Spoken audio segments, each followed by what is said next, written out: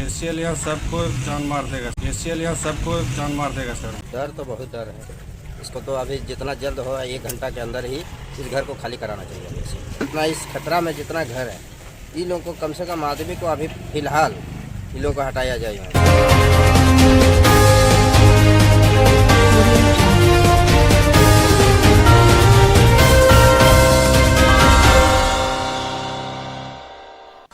नमस्कार, आप देख रहे हैं ग्राम समाचार। यह तस्वीर जो आप देख रहे हैं, यह ललमटिया कोयला खदान के सामने लोंडिया गांव का है। ललमटिया कोयला खदान में हुआ मकान जमीनोदोज। अब विस्थापित बसडिया गांव के लोग नहीं रहना चाहते हैं इस डेंजर जोन की जगह पर।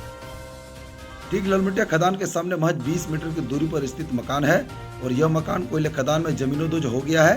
हालांकि कोई हताहत नहीं हुई, किसी जान माल का नुकसान नहीं हुआ है। यह तस्वीर झारखंड प्रदेश के गोड्डा जिला स्थित राजमहल परियोजना ललमटिया कोयला खदान का है। यह ओपन कोयला खदान के नाम से भी जाना जाता है। एशिया महादेश का सबसे चर्चित ओपन कोयला खदान है। लोग देखने के लिए पहुंच रहे हैं। स्थानीय लोगों में दहशत का माहौल है। लोगों में तरह तरह की चर्चाएं हैं। इस तरह की घटनाओं के बावजूद भी ना एसीएल मैनेजमेंट और ना ही जिला प्रशासन के द्वारा कोई कार्रवाई हो रही है। सामने मकान में बड़ी बड़ी दरारें आई हुई है, फिर भी लोग उसी घर में रहने को मजबूर हैं। एसीएल मैनेजमेंट को स्थानीय लोगों के प्रति शायद चिंतित नहीं है। शायद एसीएल मैनेजमेंट द्वारा भी इन लोगों को मरने का इंतजार है। अगर मैनेजमेंट द्वारा कार्रवाई होती तो शायद इस जर्जर दरारे मकान में स्थानीय लोग रहने को मजबूर नहीं होते। कुछ दिन पूर्व में ही इसी जगह पर मुख्य मार्ग में बड़ी बड़ी दरारें आई थी और इस मुख्य मार्ग 6 महीना पूर्व एबीसी कंस्ट्रक्शन द्वारा ही पीसीसी सड़क निर्माण का कार्य किया गया था। पीसीसी सड़क 2 हिस्सों में बंट गया था। खूब मीडिया के सुर्खियों में चर्चा का विषय बना हुआ था।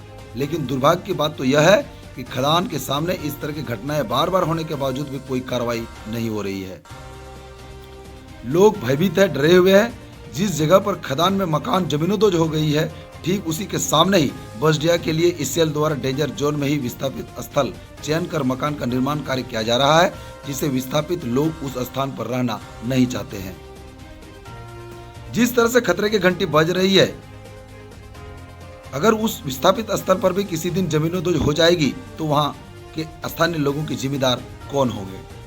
आपको बता दे, इस जगहों पर लंबे अरसे से अवैध कोयले की निकासी की जा रही थी और इसके नीचे अंदर ही अंदर लंबी लंबी सुरंगें बनी हुई है। जमीनोदोज होने का सबसे बड़ा कारण स्थानीय प्रशासन और मैनेजमेंट जिम्मेदार है, जिसकी वजह से आज खदान में मकान जमीनोदोज हो रही है। अगर कोयला उत्खनन के बाद एसीएल मैनेजमेंट मिट्टी भर देते तो शायद इस तरह की घटनाओं की संभावनाएं नहीं होती। एसीएल मैनेजमेंट द्वारा कोई कार्रवाई नहीं हुई। अगर कोयला खुदाई के बाद मिट्टी से समतलीकरण कर दिया जाता तो अवैध कोयले का सुरंग नहीं बनता, लेकिन उसके बदले में लगातार अवैध कोयले का कारोबार लगातार चलता रहा। अब विस्थापित बसडिया गांव के लोग उस विस्थापित जगह पर नहीं रहना चाहते हैं। विस्थापित लोगों का कहना है कि जो भी घर बनाने में राशि खर्च हुई है, एसीएल उस राशि हमें वापस कर दें और हमें दूसरी जगह विस्थापित करें। बार बार इस तरह की घटनाओं से स्थानीय लोगों का डर बना हुआ है। आइए क्या कहते हैं स्थानीय लोग। मैं यही कहना चाहता हूं कि इसमें मैनेजमेंट को संज्ञान में लेना चाहिए और द्रुत कार्रवाई करनी चाहिए, और नहीं तो यहाँ बहुत ही निकट भविष्य में बहुत जान माल की क्षति हो सकती है। ये जो घर आप देख रहे हैं सब तो जाएगा ही।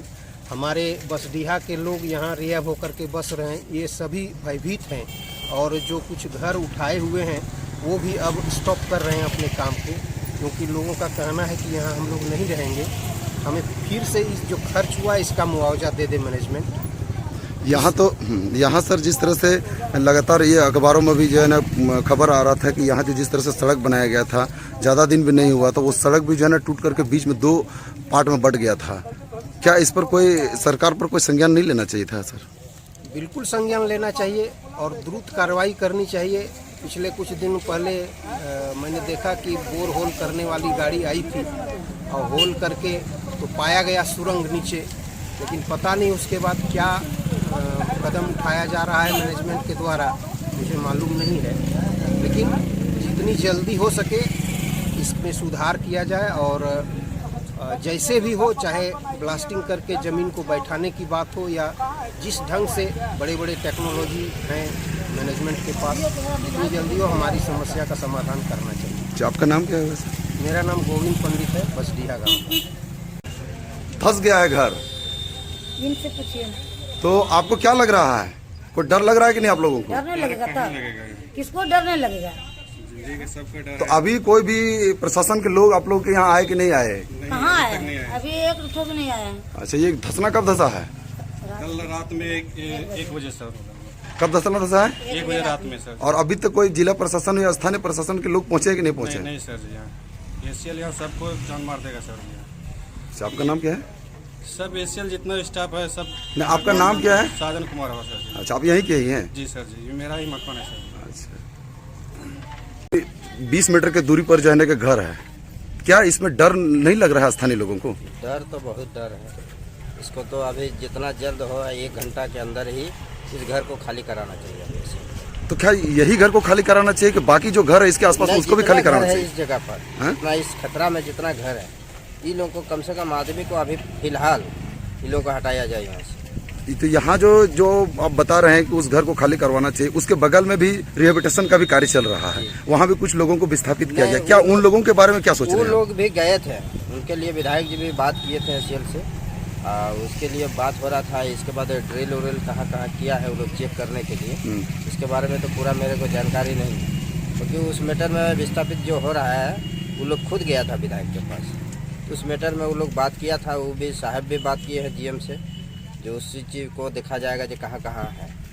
यह बार बार समस्या को लेकर के स्थानीय विस्थापित हो या स्थानीय प्रभावित लोग, सभी लोगों ने अपनी समस्याओं को लेकर के परियोजना को कई बार उनको लिखित सूचना हो या विरोध प्रदर्शन हो, कई तरह से लोग अपना समस्या को दिखाने की कोशिश करते हैं, लेकिन इसके बावजूद भी कार्रवाई नहीं होता है। क्या कुछ इस पर आप कुछ कहेंगे? तो आज नया नहीं है, ये लोग को तो मनमानी शुरू से ही चला रहा है। नहीं तो ये चीज़ 2 साल 3 साल हो गया, उस समय से मट्टी भर देता तो आज तक ये समस्या, आज ये नहीं होता रोड। आपका नाम दरार फटता है जो, ये नहीं फटता। आपका नाम? कबीर अंसारी।